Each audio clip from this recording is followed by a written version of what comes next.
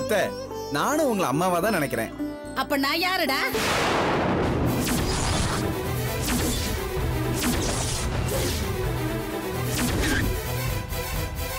வாங்க அத்தை. வாங்க சம்பந்தி. பேசாதீங்க.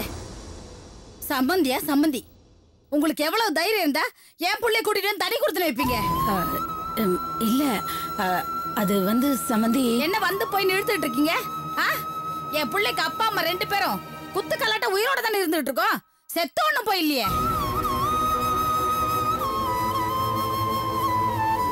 ஐயோ, அப்படிலாம் பேசாதீங்க சம்பந்தி. வேற எப்படிங்க பேசுறது?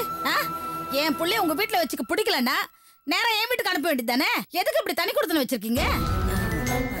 தப்புதான் சம்பந்தி. மாப்பிள்ள கிட்ட நானும் உங்க வீட்டுக்கு தான் போங்கன்னு சொன்னேன். ஆனா மாப்பிள்ள தான் பிடிவாதமா தனி கொடுத்துன தான் போவோன்னு சொல்லி இப்படி ஒரு வீடு பார்த்துட்டாரு. மாப்பிள்ள சொல்லுங்க மாப்பிள்ள. ஆமாமா, அத்தை பேச்சை கேட்காம நான் தான் பிடிவாதமா தனி கொடுத்துன்னு வருவேன்னு சொன்னேன்.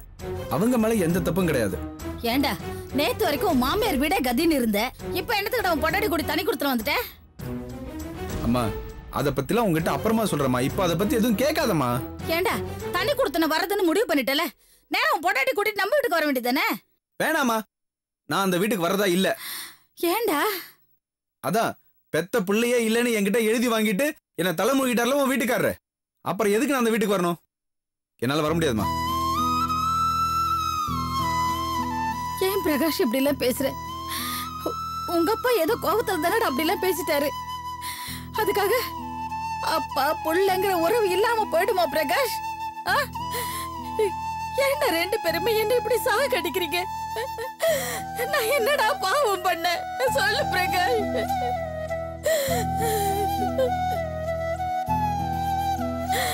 அத்தை, இன்னும் கொஞ்ச நாள் பொறுங்க அத்தை. அவரோட பிடிவாத குணத்தை நான் எப்படியாவது மாத்தி உங்க வீட்டுக்கே கூட்டிட்டு வந்துடுற அத்தை. என்ன நம்புங்க அத்தை.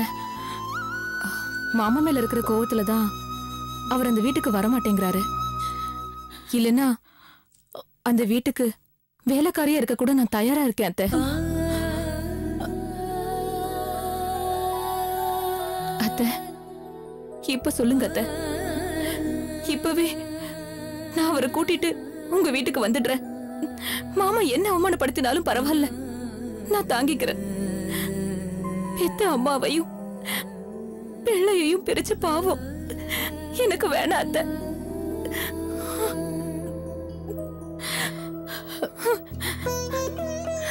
அழாதம்மா, அழாத. என் பிள்ளை என்கிட்ட இருந்து பிரிச்சுட்டேங்கிற ஒரே காரணத்துக்காக தான் அன்னைக்கு உன்னை கோவில்ல நான் ரொம்ப அதிகமா பேசிட்டேன். இப்பதான் அம்மா உன் நல்ல மனசு எனக்கு புரியுது. அழாத. உன்னையே என் பிள்ளையோ எப்படி நம்ம வீட்டுக்கு கூட்டிட்டு போறதுன்னு எனக்கு நல்லா தெரியுமா.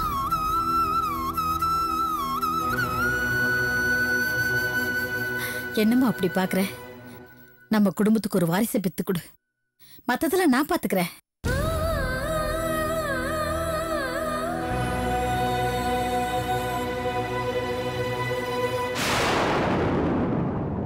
என் பேரனோட முகத்தை பார்த்தா உன் மாமனாரோட மனசு மாறி போயிடும். அதுக்கப்புறம் பேரனை சாக்கா வச்சுக்கிட்டு உன்னையும் என் பிள்ளையும் நம்ம வீட்டுக்கு கூட்டிட்டு போயிடறம்மா.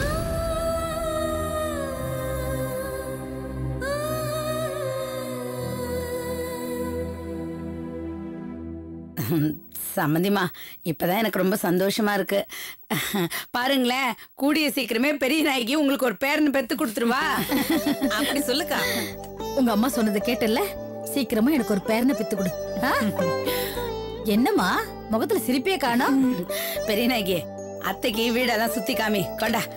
சுகந்தி வா, சம்மந்தி அம்மாக்கு பால் கொண்டு வந்து கூட. மீனாட்சி வா, கொஞ்சம் அடிக்கலாம்.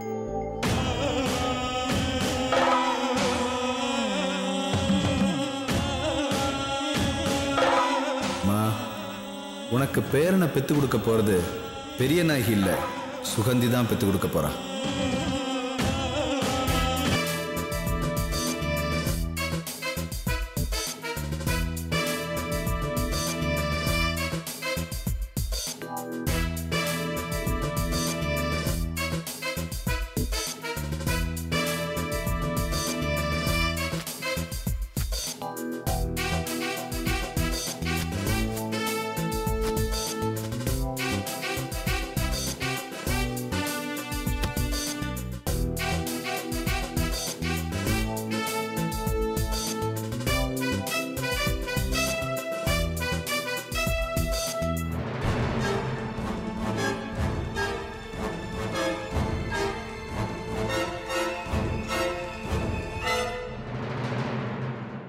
பெரிய நாயகி, என்னங்க? ஏன் ஒரு மாதிரியா இருக்க? ஒண்ணும் இல்லையே, நான் சாதாரணமா தான் இருக்கேன். நீங்க பாலை குடிச்சிட்டு தூங்குங்க.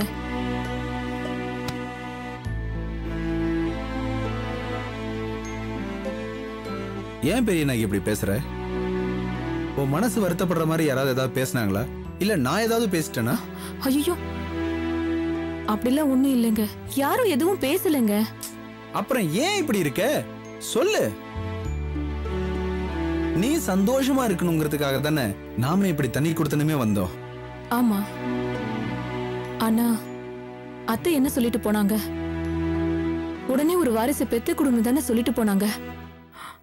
ஆனா அது என்னால முடியாதுன்னு அவங்களுக்கு தெரிஞ்சா எவ்வளவு மனசு வேதனைப்படுவாங்க. அத நினைச்சாதாங்க என்னால தாங்கிக்கவே முடியல. பெரிய நாயகி, அதுக்கு இப்போ நாம என்ன பண்ண முடியும்?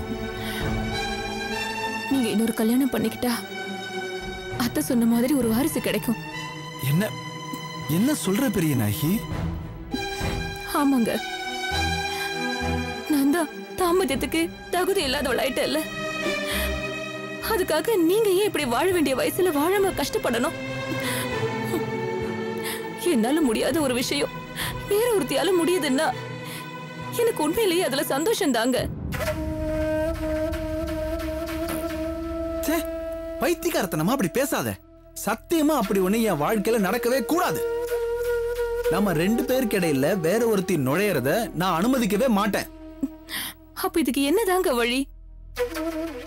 இருக்கு பெரிய நாயகி. உன்னாலையும் குழந்தை பெத்துக்க முடியும்.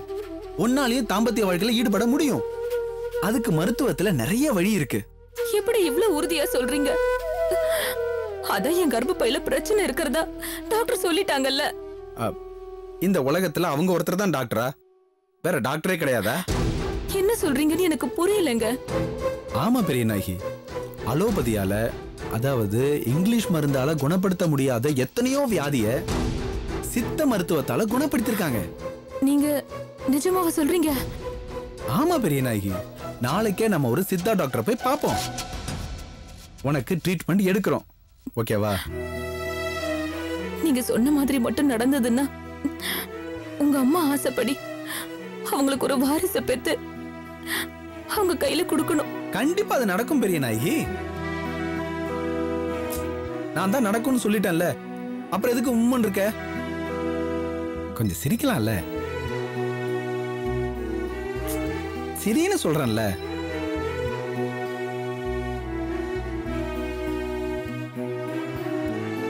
சரி, நீ நிம்மதியா படுத்து தூங்கு. காலையில நம்ம 2 பேரும் போய் டாக்டரை பார்ப்போம். சரியா? தூங்கு,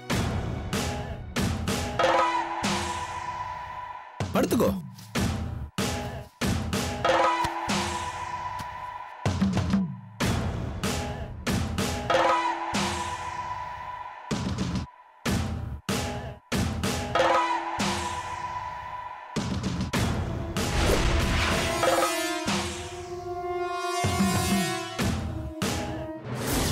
அபிராமி, உன் என்னப்படியே எல்லாமே நல்லபடியா நடந்துட்டு வருதுமா. அந்த பிரகாஷும் பெரிய நாயகியும் தனி கொடுத்துன்னு போயிட்டாங்க. நான் கூட அங்கதாம போயிட்டு வரேன். எப்படியோ அபிராமி, வீட்டோட மாப்பிள்ளையா இருந்த அந்த பிரகாஷ வீட்டை விட்டு வெளில கொண்டாச்சு. இப்போ உனக்கு சந்தோஷம் தானே?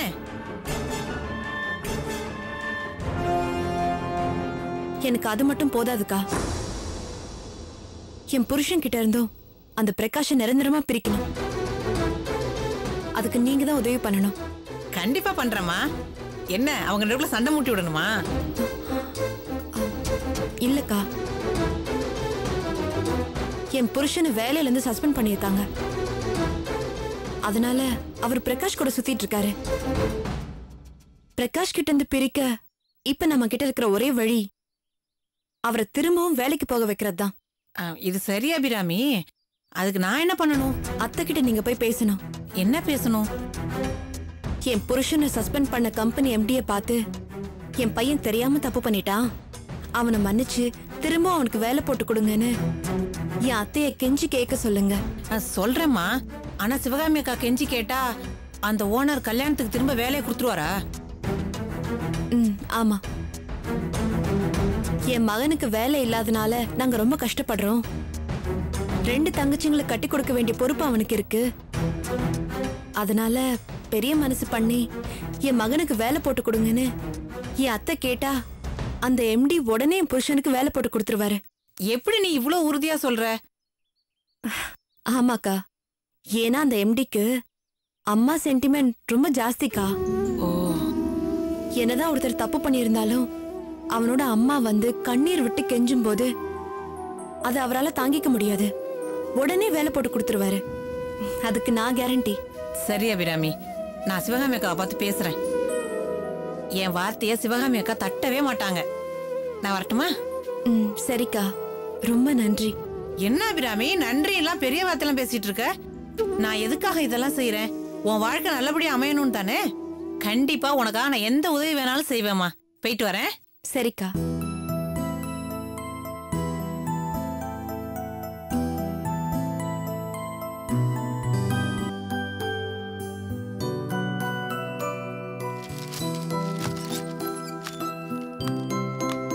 சார் நீங்க போலாம் சார். வா.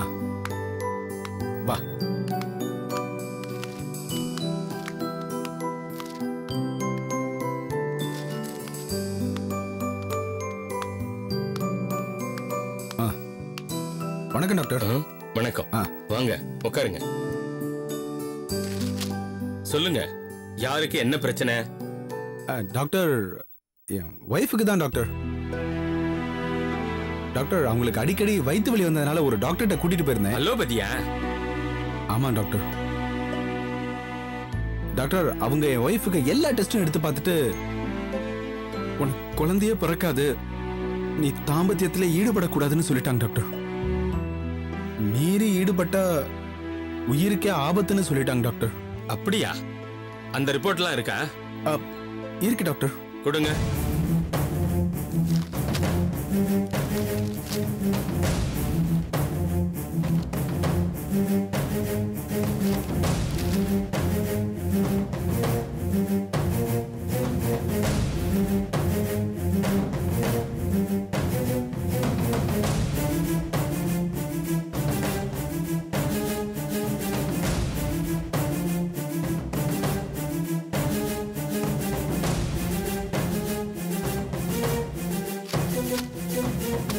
இங்க பாருங்க சார், அதாவது கர்ப்பப்பையில கட்டி இருக்கிறது என்னமோ உண்மைதான். இருந்தாலும் அதுக்காக இவங்களுக்கு குழந்தையே பிறக்காதுன்னு சொல்றது தப்பு. ஏன்னா கர்ப்பப்பையில இருக்கிற கட்டிய கரைச்சிட்டா இவங்களுக்கு குழந்தை பிறக்கிறதுக்கு வாய்ப்பு இருக்கு.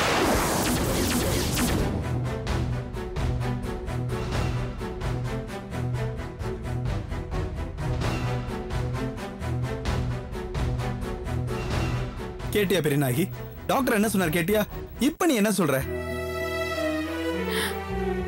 டாக்டர், சின்ன வயசுல இருந்து நான் ஆசைப்பட்ட எதுவுமே எனக்கு கிடைச்சதில்ல. நான் ராசி இல்லாதவன்னு எல்லாரும் என்ன தூத்துனாங்க. ரொம்ப வருஷம் கல்யாணம் கூட ஆகாம தான் இருந்த டாக்டர். ஆனா அப்படி இருந்த எனக்கு கடவுள் மாதிரி ஒரு கணவர் கிடைச்சாரு. இவருக்கு ஒரு குழந்தையை பெத்து கொடுத்து இவரை பெருமைப்பட வைக்க என்னோட தரித்திரம் குறுக்க மறிக்குது.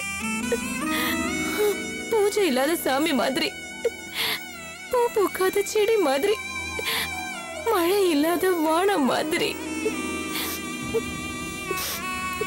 நான் கஷ்டப்பட்டுட்டு இருக்கேன் டாக்டர்.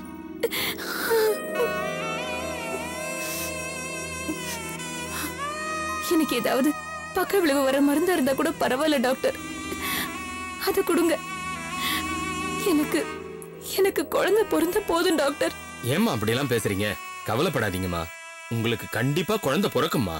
நீங்க சொன்ன மாதிரி எங்களுக்கு மட்டும் குழந்தை பிறந்துருச்சுன்னா உங்களை கோயில் கட்டி கும்பிடுவோம் டாக்டர். ஆமா டாக்டர். கவலையே படாதீங்க. ஒரு மண்டலம், அதாவது 48 நாள் நான் கொடுக்கிற மருந்தை சாப்பிட்டுட்டு வாங்க. கண்டிப்பா நல்ல ரிசல்ட் கிடைக்கும். சரிங்க டாக்டர். ஒரு நிமிஷம்.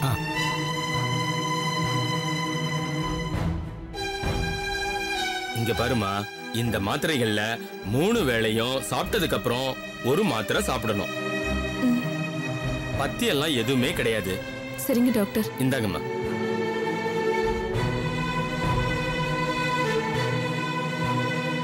நீங்க விருப்பப்பட்ட சாப்பாடு எது வேணாலும் சாப்பிடலாம். சரிங்க டாக்டர், நாங்க கிளம்புறோம். நல்லது, போயிட்டு வாங்க.